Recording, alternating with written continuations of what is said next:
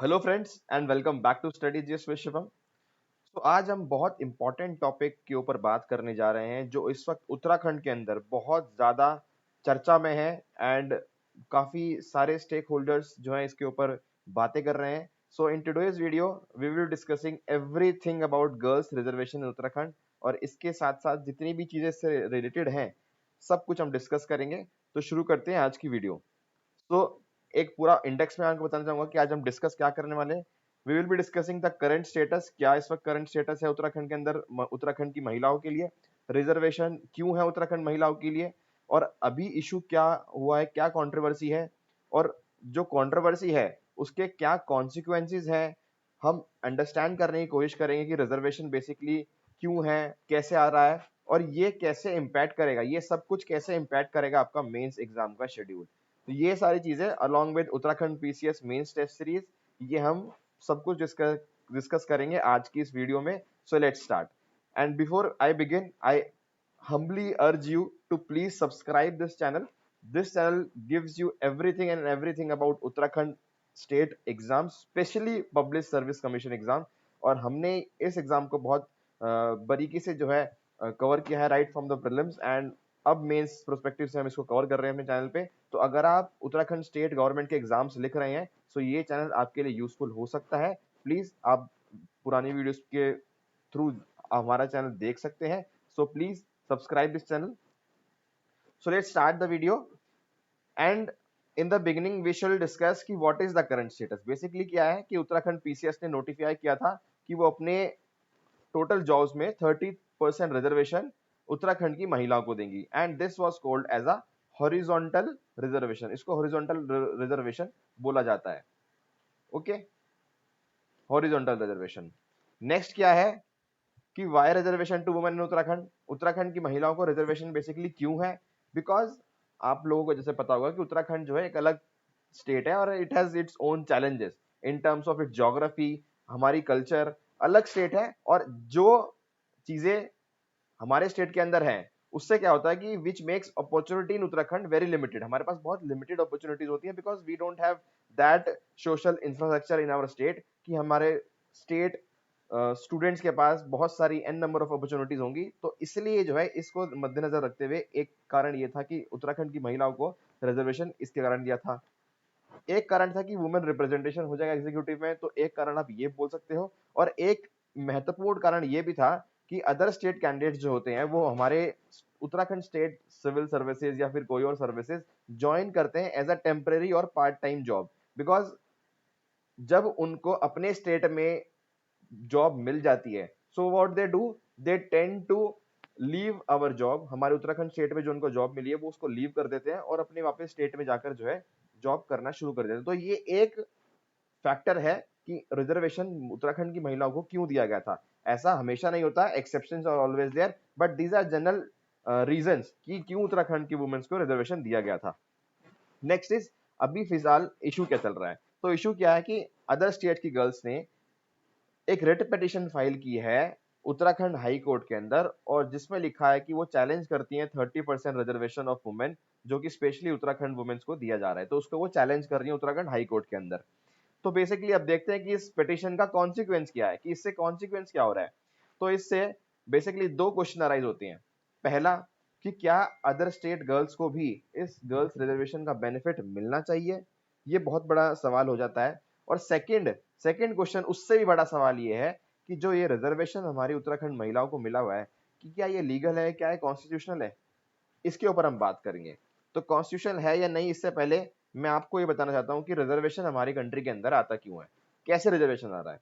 तो अगर आपने उत्तराखंड एग्जाम की तैयारी कर रहे हो या फिर कोई भी पब्लिक सर्विस कमीशन एग्जाम की तैयारी कर रहे हो और if you are a student तो आपको पता होगा कि आर्टिकल 16 क्या है। Article 16 talks about equality of opportunities. Job opportunities में इक्वालिटी आपको मिलनी चाहिए, ये आपका फंडामेंटल राइट है। लेकिन अब इसके अंदर हम कुछ पढ़ते हैं।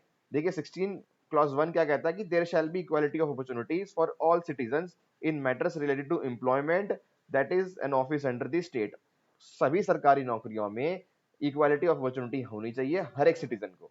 पहला ये एक पॉइंट है 16 आर्टिकल का। सेकंड क्लॉज कहता है कि no citizen shall be on grounds of religion, race, caste, sex, descent, place of birth, residence और एनी ऑफ देम। देखिए यहाँ पे डिफरेंस है कि प्लेस ऑफ बर्थ और रेजिडेंस जो है दोनों चीजें अलग अलग हैं। बेसिकली क्या है, there can be, for example मेरी प्लेस ऑफ बर्थ जो है जगह अलग हो सकती है, और मेरा जो डोमिसाइल है दैट इज रेजिडेंस जो है वो दोनों अलग हो सकता है। For example I can be born in Uttar Pradesh, मैं उत्तर प्रदेश में बॉर्न हो सकता हूँ, बट मेरा डोमिसाइल जो है उत्तराखंड का हो सकता है, because I have been living here for the last 15-20 years. ठीक है, क्योंकि मैं लास्ट 15-20 साल से उत्तराखंड के अंदर रह रहा हूँ, तो इसलिए मैं उत्तराखंड का डोमिसाइल हूँ। बट मेरा जन्म उत्तर प्रदेश में हुआ है, तो I have a place of birth in Uttar Pradesh. तो दोनों चीजें अलग अलग हैं। सो बेसिकली क्या है कि इन सारे फैक्टर्स को लेकर, इन सारे फैक्टर्स के को लेकर आप डिस्क्रिमिनेट नहीं कर सकते इन टर्म्स ऑफ एम्प्लॉयमेंट और ऑफिस अंडर द स्टेट। जितनी भी सरकारी नौकरियां हैं उसके अंदर इन फैक्टर्स को लेकर आप जो है डिस्क्रिमिनेट नहीं कर सकते। और यही आर्टिकल, यही जो है आपका फंडामेंटल राइट को लेकर अदर स्टेट्स की जो महिलाएं हैं वो हाई कोर्ट पहुंची हैं, वो बोल रही हैं कि हमारा 16 सब क्लॉज 2 जो है ये जो है वॉयलेट हो रहा है। इसलिए वो हाई कोर्ट में गई है under article 226, under article 226 writ petition डाली है उन्होंने, और 16 सब क्लॉज 2 वो बोल रहे हैं कि हमारा फंडामेंटल राइट जो है कि आप उत्तराखंड महिलाओं को, क्योंकि वो उत्तराखंड से हैं, इस बेस पे आप उनको सर्टेन एडवांटेज नहीं दे सकते, बिकॉज आपका 16 आर्टिकल 2 सब क्लॉज 2 ये कहता है कि you can not discriminate on the basis of residence और एनी ऑफ देम। तो ये 16 सब क्लॉज 2 था। 16 सब क्लॉज 3 भी पढ़ लेते हैं, ये बहुत इंपॉर्टेंट है। कैसे? इसमें लिखा है कि nothing in this article shall prevent parliament, note this word parliament, from making any law prescribing in regard to a class और classes of employment appointment to an office. कहने का मतलब, अगर किसी भी चीज में रिजर्वेशन अलग से बनाना है क्लास और क्लासेस ऑफ एम्प्लॉयमेंट को, तो वो पार्लियामेंट डिसाइड करेगा, पार्लियामेंट लॉ बनाएगा, पार्लियामेंट्री लॉ होना चाहिए, और स्टेट गवर्नमेंट लॉ नहीं बना सकती।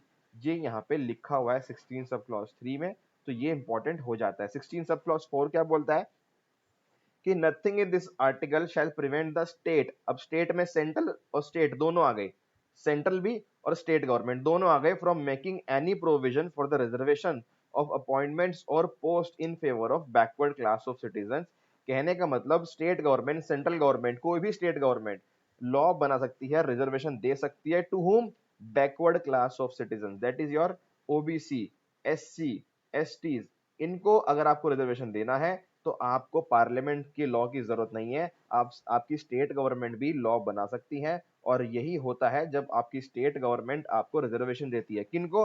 बैकवर्ड क्लास को। लेकिन अभी क्या हो रहा है, यहाँ पे बात चल रही है वुमेन की। तो women reservation is a horizontal reservation. Horizontal reservation मतलब कि ये रिजर्वेशन जनरल कैटेगरीज के लिए भी है, ओबीसी के लिए भी है, और एससी के लिए भी है, एसटी के लिए भी है, तो सारी कम्युनिटीज के लिए। यहाँ पे सिर्फ बात होती है वुमेन की as a class, as a community, तो इसको हम बोलते हैं हॉरिजॉन्टल रिजर्वेशन। और वर्टिकल रिजर्वेशन क्या होता है कि general, SC, OBC, ST, EWS, इसको बोलते हैं वर्टिकल रिजर्वेशन। तो ये आपने देख लिया कि 16 सब क्लॉज 2 के अंदर जो है अदर स्टेट की जो महिलाएं हैं वो उत्तराखंड हाई कोर्ट पहुंची हैं, बोल रही हैं कि हमारा जो है फंडामेंटल राइट जो है वॉयलेट हुआ है, हमारे साथ डिस्क्रिमिनेशन हुआ है। तो वो अपनी जगह बिल्कुल सही है, बिकॉज वो एक तरह से लीगली कोर्ट में गई हैं, और इसलिए उनकी रिट पिटीशन जो है एक्सेप्ट भी हुई है। लेकिन एक चीज ये भी इंपॉर्टेंट है कि 16 सब क्लॉज 3 क्या कहता है कि पार्लियामेंट को लॉ बनाना है अगर कोई भी अलग क्लास को रिजर्वेशन देना है या फिर कुछ भी फेवर करना है। ठीक है, तो ये भी हमने देख लिया। Next in line is, next in line is your outcome, कि आउटकम क्या निकलता है इसका। तो आउटकम क्या है कि girls reservation Uttarakhand is not backed by any parliamentary law. तो अभी जो उत्तराखंड के अंदर गर्ल्स को रिजर्वेशन है, ये फैक्ट है कि वो रिजर्वेशन किसी भी पार्लियामेंट्री लॉ से बैक नहीं किया जा रहा है। अभी कोई भी पार्लियामेंट ने ऐसा लॉ नहीं बनाया जिसमें वो कह रही हो कि उत्तराखंड स्टेट अपनी वुमेन्स को रिजर्वेशन देने के लिए अलग से जो है रिजर्वेशन दे सकता है। ऐसा कोई लॉ अभी प्रेजेंटली नहीं है। तो दैट मीन्स कि उसकी वैलिडिटी जो है कोर्ट में क्वेश्चन की जाएगी, बिल्कुल की जाएगी, कि उत्तराखंड स्टेट अपनी वुमेन्स को किस बेसिस पे रिजर्वेशन दे रहा है। ये क्वेश्चन जो है उत्तराखंड हाई कोर्ट में अब जरूर उठेगा कि क्यों दे रहा है। Second, hence we are looking for a parliamentary law on this. तो उत्तराखंड स्टेट को अगर अपनी महिलाओं को रिजर्वेशन देना है तो उसके लिए एक पार्लियामेंट्री लॉ जो है पास होना पड़ेगा, पार्लियामेंट को लॉ बनाना पड़ेगा कि हाँ भाई हम अलाउ करते हैं उत्तराखंड स्टेट गवर्नमेंट को कि वो अपनी उत्तराखंड महिलाओं को अलग से रिजर्वेशन दे सकती है। तो इसके लिए अगर वो उत्तराखंड रिजर्वेशन को वैलिड हमें करना है तो उसके लिए हमें क्या चाहिए, एक पार्लियामेंट्री लॉ चाहिए। नेक्स्ट हियरिंग जो है इस केस में है वो है 22 या 23, इन दोनों में से कोई डेट है, I guess, I am not sure about this, I guess 22 अगस्त है। तो हमारी next hearing Uttarakhand high court ने इस केस में क्या लगाई है, ये डेट लगाई है, और हमारा मेंस एग्जाम कब स्टार्ट होने वाला है, 20 से।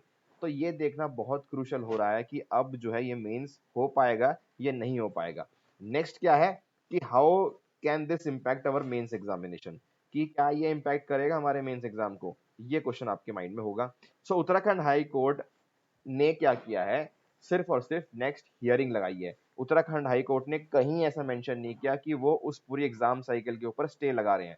तो स्टे लगाने की बात कहीं नहीं कही गई है। तो इसका मतलब यह है कि there is a possibility that exam go as per the schedule and the case go parallel, मतलब केस साथ साथ चलता रहे और एग्जाम भी साथ साथ में हो जाए। बिकॉज अभी स्टे की बात ना तो उत्तराखंड हाई कोर्ट से आई है और ना ही उत्तराखंड पब्लिक सर्विस कमीशन ने अभी कहीं पे ऐसा मेंशन किया है।